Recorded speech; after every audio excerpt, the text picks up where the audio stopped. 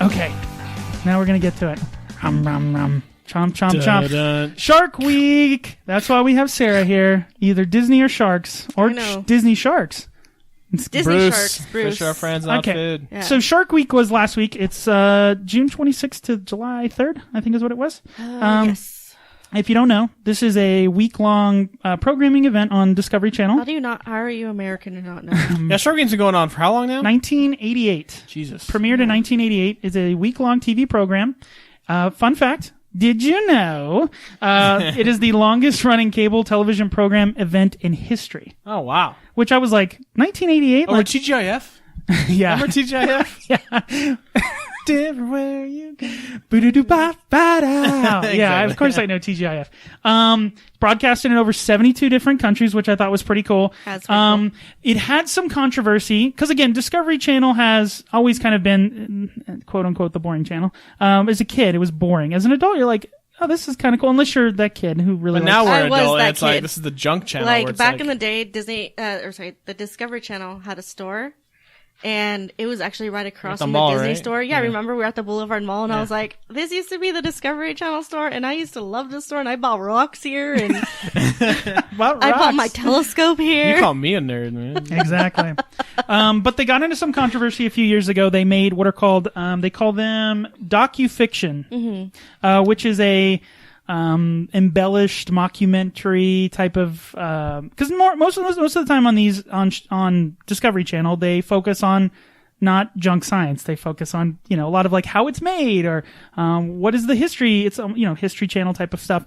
Again, doesn't help because it's kind of boring, unless you're into that stuff. And I now as an adult, I like it. As a kid, I was like, oh my God, science project. Like, this sucks.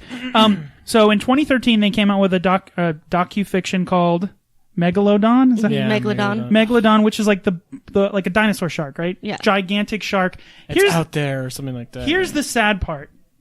They had some of their highest ratings. That was the highest watched I feel like year. when that premiered, though, I remember like on Facebook afterward, it's like, Discovery, what are you doing?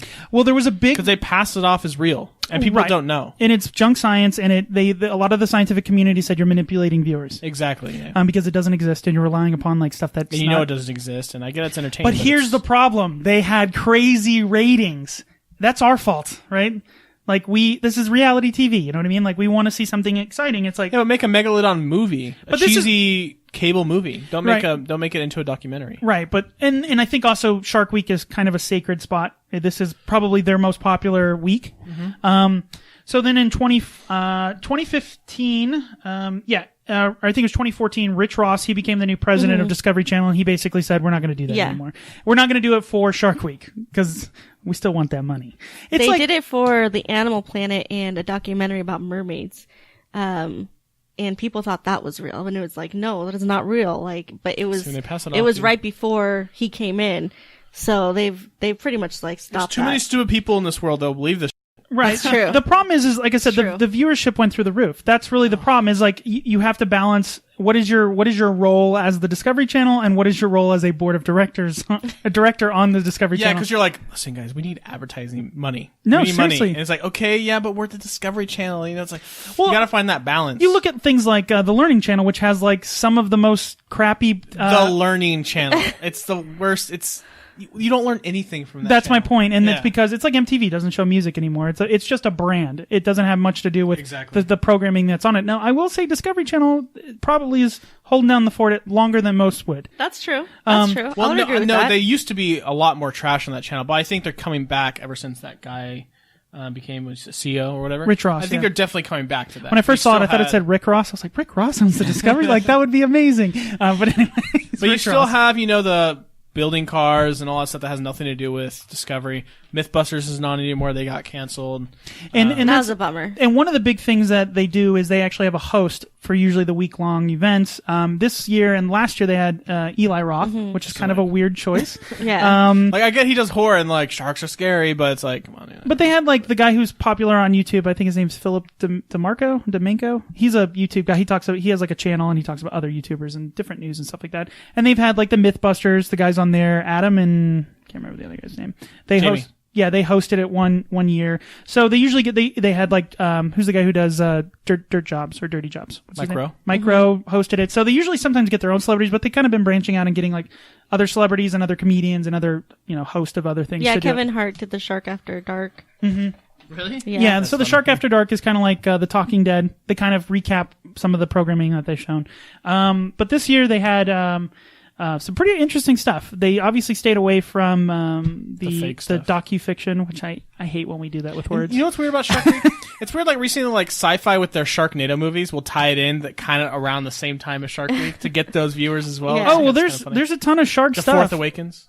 Yeah, exactly. And like you have 7-Eleven who made like shark donuts and like everything's shark in the last week or so. I bought like all the straws. There was like a cup that had like a shark that was like had its mouth open. I bought that cup and I've like I'm all about it. I'll buy it. No, before we, because we'll talk about a couple of these programs just in the some of the documentaries that they had. I just want to know, why do you like sharks so much, Sarah? What's your fascination with sharks? As someone who doesn't want to get in a foot of ocean water because she's scared a piece of kelp is going to touch her leg. Okay, listen, okay? The ocean is not for us. The ocean is for the fish and for all the other animals that live in there. We are like doing way too much. We've got like nuclear waste from Japan going into the waters. Yeah. We're spilling oil in the waters. We're overfishing. Listen, let's keep it. Let's just stay out of the water, kids. Yeah. It's our planet. We're top of the food chain. Do what we want. But anyways, but okay. So I think what I like the most about sharks is I kind of feel like especially like the great white sharks. I kind of feel like and I'm not going to say I understand them, but I kind of feel like mind meld. Yeah, like I kind of feel like they're most of the time they're by themselves. I'm very like introverted. I'm very by myself most of the time, and gotcha. You can be ferocious. I can be ferocious sometimes, and she eats her food like this. Sometimes, Jesus. And I don't know. I just maybe the whole thing like they're very kind of like sneaky and yeah, they are. I feel like they get a bad rap. They do definitely they're the biggest predator in the ocean. Like no, I know, but like you have like shark fin soup and stuff. It's like just leave them alone. It's not even that good. Yeah. Well, my whole thing about sharks is like they can't stop moving. Like they have to. Like that. This sounds kind of corny, but they have to keep moving forward. Yep. They can't go backwards. They have to just keep swimming. They can't stop. They can't. If they stop, then they die. Do you remember that? And I kind of like I live my life that way. I got to keep moving forward. I can't stop. I'll die. I can't go backwards. Exactly. Like, do you remember Mad TV, the UPS driver that couldn't stop moving? He's like, hey, here's your package, bro. Remember that guy? That is the human shark. Oh my god, I forgot all about that. His name is Phil DeMar. He's a great. Yeah. Okay, so the thing that I do like sharks. I like watching. Like I was really into Planet Earth. That thing that they did with BBC, BBC. Fantastic. See that if you have it. And some of the stuff with the shark is just like, oh my god. But sharks are terrifying. Like one of the few animals that like just an idle. Which they can't be, I know. But you know what I mean? Just chilling, look terrifying. Because you could like their teeth can't fit in their mouth. There's so many of them. You're right? Like, oh my god. Here's an example. If you have a dog at home, if you have a pet dog, your pet's laying down on its side, looks fine. Just pull up their their mouth, and then they look like they're gonna murder someone. You just see their teeth, the side of their teeth. Well, I mean, I don't know if you've ever seen a pug's teeth, but but you know what I mean. Like, but sharks have that's them on idle all the time. Yeah, right? They're just constantly like, I'm gonna kill something. No, they're smiling constantly, dude. Yeah, they're like hello. And then it's always like it just seems like they have like food, like blood hanging crap off in their teeth or something. and it's just they're awesome. I mean, they're awesome. They're fantastically cool looking, but they are just terrifying in their eyes. And it's just like, oh my god. And then they have like it's like nightmare, and then like the nightmare of the nightmare. It's like, oh, then we made this hammerhead looking one that even looks more menacing, and then this giant whale one that's like 18 feet long. It's like, what crazy nightmare of a nightmare did you make? It's like, and this one has like a giant chainsaw that comes out of it or something. I'm like, they are not in short supply of being just looking the most grimacing and terrifying. Because like bears, if they get up on their on their twos and they put their hands up and they look terrifying. But if they're just walking around docile, eating some salmon, they don't look, look at the bear. Never have you been, maybe you have, but it's like, oh, look at that cute shark. It's like, oh my god, get out of the water. Yeah, is there any other animal where just by itself, just doing its thing, it looks super scary? There's alligators. No, really? They look like dinosaurs. They kind of are, but yeah. Okay, so let's talk about some of the programming that went on. I watched a couple, and then you wanted to talk about let's talk about that one first. The Sharks versus Dolphins. Amazing. So there was amazing. I didn't get a chance to watch this. So this is a documentary about the epic battle that's been ongoing that we didn't even know. For eons. Yeah. So it's basically just about, the different benefits that one has over the other. Obviously dolphins are a little bit faster, but then there's the mako shark that can keep up with them. And you don't understand like how crazy it is. Like they showed dolphins with just like whole sections missing. Like, and they're still swimming. Like whole sections just missing of them. Like the biggest insane. Title fight in the world. Like it's crazy. And what I love is there's this one story during the show where this guy who he's kind of a researcher, but he mainly just he just goes scuba diving a lot. Yeah. And so he's been scuba diving in this one spot for like the past 18 years, and he's gotten to know this dolphin that's in the area pretty well, and he has a name for it and everything. And sorry, it's a video game reference. Go ahead. But so he's basically become friends with this dolphin, and there was like a little nursing shark that's not going to harm anybody, that wasn't coming up to him or anything. Right. And the dolphin tried to basically just keep it still because it knows that if it's still, then it dies. Like held it down. Yeah, it held it down on the floor. And then once it saw that the shark was still moving, it was stuffing sand into its gills and was trying to present the shark to the... See, dolphins aren't so friendly. They're not all flipper guys. They will hold you down and murder you. And then he was like trying to present it to the diver, and the diver's like trying to like help it like move along. Yeah, and like he's trying to like move it away. Reminds me of your dog. The dolphin keeps on like bringing it back. He's like, no, please keep swimming. I don't know if you've ever had this with a pet dog, but a pet dog will like get a pigeon and then like shake it and then bring it to you, and you're like, my God. My aunt had a cat who was like outdoors and stuff, and would always bring a lizard or a bird and bring it to the doorstep. Yeah. Be like, hey, look what I got. And I got you kids. Oh my God. You know, it's like, I didn't know that. Now, do dolphins, that's crazy that they know how to, it's not just they are already like they're super smart, but it's just like, they know how to like go Dexter on them. It's like, what are you doing? It's like they cover it with plastic at the end. Oh my God. I think that's what I love the most because it's so unsurprising. You know, unfortunately, in the world that we live in, dolphins are supposed to be seen as cute. They're supposed to be seen as those like Lisa show Frank animals. covers, right? Yeah, isn't that it's all the artist? Lisa Frank covers. The rose you art. see them at like SeaWorld and stuff like that. But they're so much more than that. And Thanks for the fish. It's amazing, like how. Like I said, they both have benefits over each other. It basically just comes down to size as far as who's going to win that particular fight. So they're kind of like the same level of the food chain. But yeah, they're pretty much the same level. But it's like brawn over brains though, because like sharks don't strike me because they look so terrifying. They might be really smart, and I think they probably are really smart. But dolphins, Deep Blue Sea, they're really smart. We're gonna get out of here. Anyway, yeah. So they said that like sharks can they can recognize, and they have to recognize shapes. Yeah. Like in colors and stuff like that. Yeah. So a dolphin is something that they recognize and they know. So they'll just eat them. Take a bite, and it's brutal. So see, this is the kind of cool stuff. Like that sounds interesting and exciting. The one that I had a chance to watch, and you watched it as well. It's called Sharks Among Us, and this has to do with a marine biologist who is trying to figure out a way for humans to live in the same, can go in the water and not be fearful of shark attacks. Because shark attacks they're super rare, but they have gone up. And that is due to a lot of different things. One is that the sea lion population has gone through the roof because we've done, in a good way, we've done things to try to stop killing sea lions and ruining their habitats and seals. They told Blake Lively to not swim in the water after dark. All right, she deserved it. She did deserve it. Right. So normally one of the things that it's like the standard thing that we would think of as human beings, just put up a net. Net will take care of it. The problem is that nets don't always work, and in fact what they end up doing is sharks get caught in them, and again, like you said, if the shark stops moving, it dies. Like, we're not trying to kill them, just deter them. Yeah, just get out, just don't come over here. Like, you're not invited to the party, so we don't murder you. Man. But the problem is other sea life gets caught in there. Fish, sea turtles, other things, and once they get caught in there, like, they don't have opposable thumbs. And another big... Figured out animals evolve already. Yeah. Get those thumbs. How hard is it? And then another big problem is, like, you have to check the nets every day to make sure that you're not killing... maintenance. Yeah, there's a big maintenance problem. So his idea was trying to figure out what deters naturally, quote unquote, sharks from going into certain areas of water. Well, I wanted to say that this, I particularly like this one because this researcher this doctor of sharks, whatever he Dr. called. Craig O'Connell. Yeah, so he was inspired by when he was a kid and he watched Shark Week, and I thought that was really yeah, cool. he watched full circle. Yeah, he was like in 1996. I watched these sharks dying in these nets, and I was like, I want to do something about it. That's cool. Yeah, super cool. So what we know about sharks? One of the things specifically about certain sharks, including they have usually like the hammerheads have this big kind of big head, and inside that they can actually detect fields of what is it called? Fields of, I wrote it down here. Electromagnetic sensors. They essentially have it. So they can actually feel magnetic waves.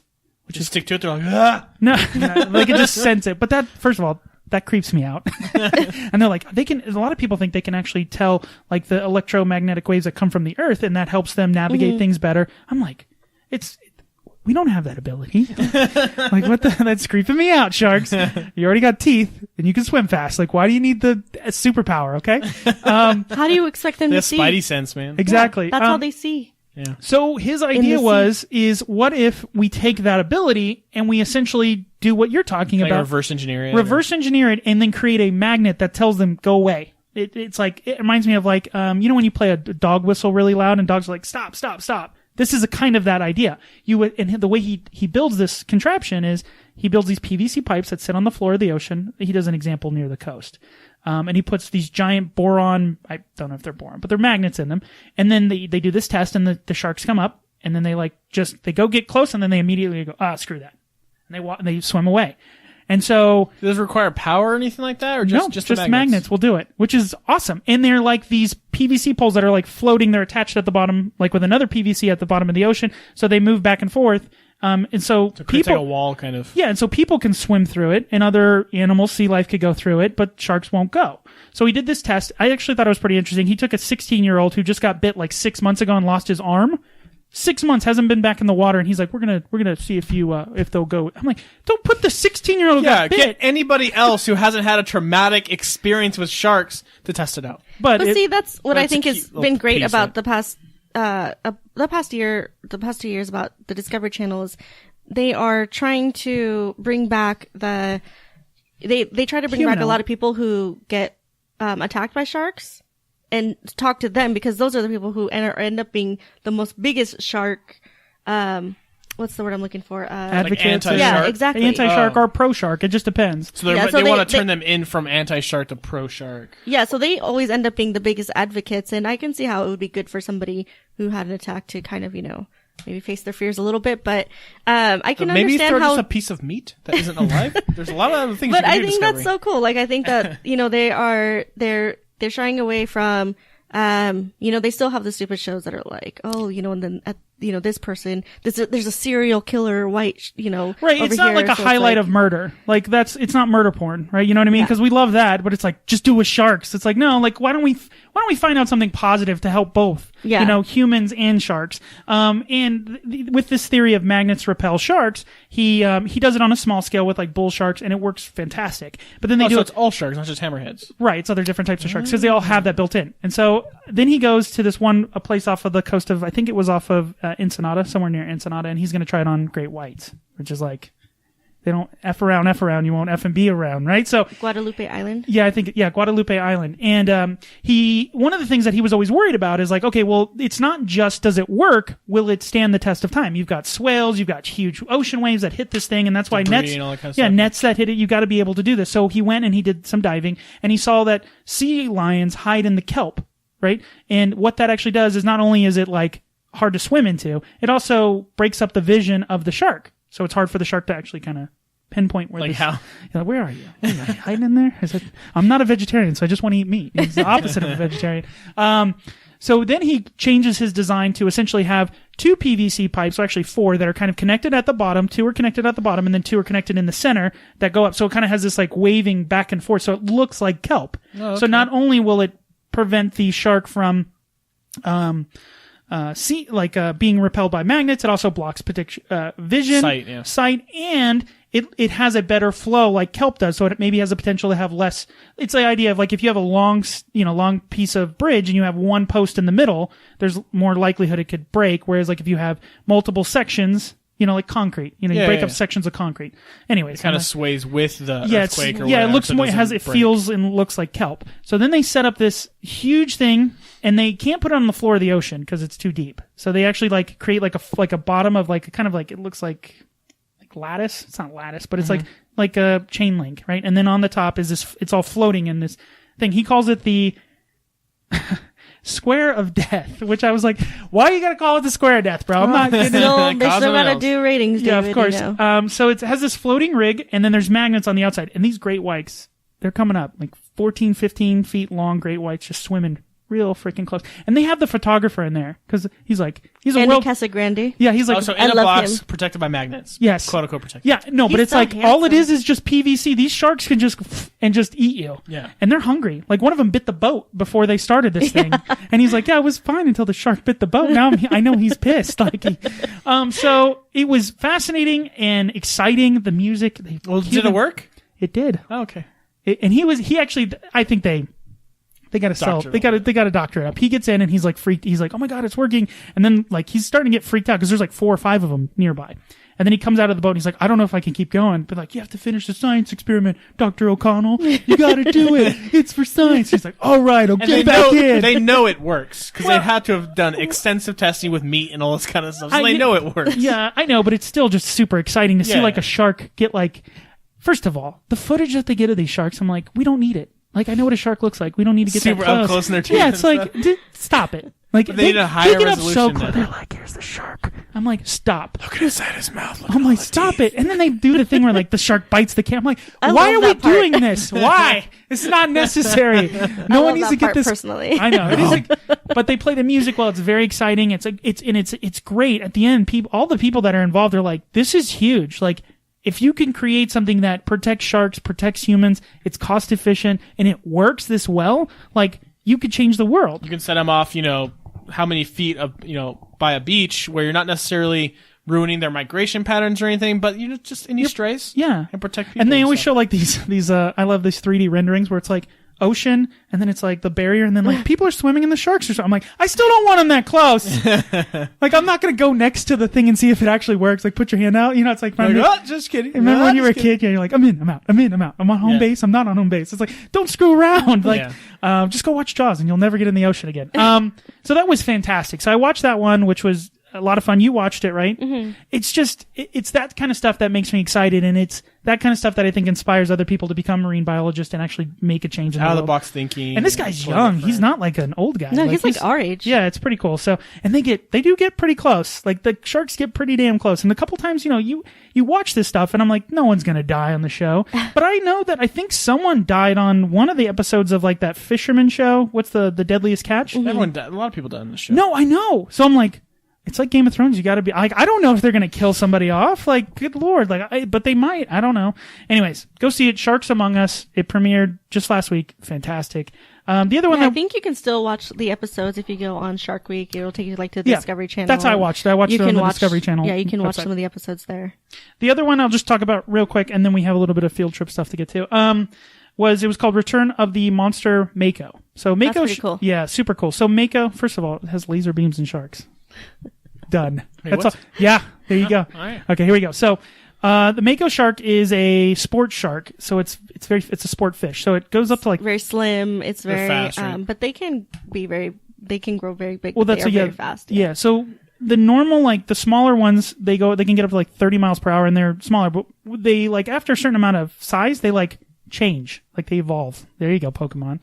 Seriously, they get more teeth. They get they get 3 wider. times as wide. They get super long, and then they start hunting instead of other fish, mammals, big mammals. Roids, man. Basically, HGH of the ocean, right? So they can get up to 10 feet and 1,000 pounds, and they become more secretive, so it's harder to find them. And that was this whole idea. It was like a fisherman's tale. They call them grander Makos. And people are I saw a grander Mako jump out of the air and eat a lasagna and then fall back down and take a bite out of the ocean. It's or bite out of the moon. Tails. Yeah, it's like that. And so people were like, these don't exist, right? The Mako shark, we know what Mako sharks are, but we don't know what these granders are. Now people have documented them, but they want to tag them and they want to put this camera on the top fin. Is that called the dorsal? Yeah. The dorsal fin, which I'm like, why? This whole time, like, why do we need that? That's the one I was watching too, and I was like, holy crap, they're strapping GoPros to these sharks. Yeah, that's so awesome. Yeah, they are. And they put a camera on the front, camera on the back, and then they can see its eating, patterns, its hunting patterns, where it goes, how it, different things like that, which is super exciting. But I'm like, why are we getting that close to a shark? But remember, why are we giving them technology? Yeah. They're going to reverse engineer it. Exactly. But what's cool, what they do first when they get into the ocean is they have to measure the length of them, because they want to kind of, like you're talking about with the dolphin, become knowledgeable of the same mako sharks to see how they get that big. So what they use is this big giant machine that shoots these 2 green lasers at it, and that is an equal distance. And so they can point that at the shark, and based off of that, they can kind of reverse engineer how big the shark is. It's kind of like Mythbusters, yeah. Right. It's pretty cool. Yeah, and so the girl in the ocean's like, shooting laser beams at sharks. How cool is this? Like, it's just like, yes, this is awesome. That's what I love about Shark Week, is because when they're out on the boat and, whatever it is that they're doing, there's a lot of, research teams, especially like in Florida and stuff like that for University of Miami and in different areas. It's just fun to see, like, everybody has the same passion. Like, everyone is just as excited to see a shark in the water. If they are able to catch it and tag some of them, they're all like, freaking out about it. They're all like really excited, and I think that's pretty cool. Like the one thing I saw, and I forgot which documentary it was, but they got the sharks and they were doing the. It looks like a Virtual Boy, but it was the ultrasound thing. Oh yeah. Yeah, and they shot this. And apparently, this is the first time where you've seen live sharks, because you can't really get an ultrasound close to one, so it's like a portable little like virtual reality kind of thing. And it's funny because like the first time ever, and they look like just tiny versions of big sharks, and they have like. Showed the footage, there's like these little tiny baby sharks, like, their teeth all showing and stuff. That's pretty cool. And apparently that's the first time and they were like all excited and stuff. And that's when we were making fun of the guy, because he's like, we got another one, flip down his Virtual Boy thing, all dramatic, like, we could do this, let's do it. No, it's cool that they're into it. And that's great. That's what sells the, if you're not going to be a good actor, you need to be passionate about your work, because that will be, it's contagious, you know what I mean? Yeah. But again, the music is like so dramatic. Like they play that when they're like, and they do this thing where the people up top are looking down and they can see the shark saying, "You got shark, got 14-footer coming up on your left." Whoa, shark! Like it's so stupid. Dramatic. And so like even the one I was watching, like, oh, he almost got you there. It's like, no, he never almost had you. Right. They're just selling. I get it. And they'll, before they get in the water, which I'm like, again, why is the only question. We're about 45 minutes to about 50 minutes from a hospital. And then for a full-fledged hospital, we're about 3 days away. I'm like, why are we out here? Let's start over. Like, let's shop a better location. Like, can we just bring a doctor with us on the boat next time? They do, but they're like, yeah, if you get bit, like, hope you can survive 40 hours bleeding out. I'm like, I don't think you're gonna make it. Yeah, bring a doctor, like a Doctors Without Borders. This is where we need you. But it's fantastic. They do a good job of making it dramatic, but at the same time, making you learn something, and it's awesome. The footage that they get is unreal. Yeah. They're like, and I guess, it's just like beekeepers. They know like what to do, not to do around a shark when a shark is being agitated and has the potential to attack. Because there's sometimes like these sharks, like they will bite. They get close. Yeah, they're not never going to be 100% predictable in their actions. Right, but they know like, okay, I can get this close and it'll be okay. But like, the sharks come up from underneath and like all this crazy stuff. In Deep Blue Sea, I learned where if a shark's charging at you, you could put your hand out on their nose, quickly flip around, and just grab the dorsal fin and ride it. Yeah, Tomb Raider taught us that too. Ride a shark. Yeah, done. Thanks, LL. Easy. All right. Since it was Shark Week, we did a field trip. We've got some great footage. We'll cut to it while we're talking about it. But we went here in Vegas. Weirdest place to have a giant aquarium. But we have a shark reef at the wonderful Mandalay Bay. Mandalay Bay. A lot of Pokestops there for you Pokemon Go fans.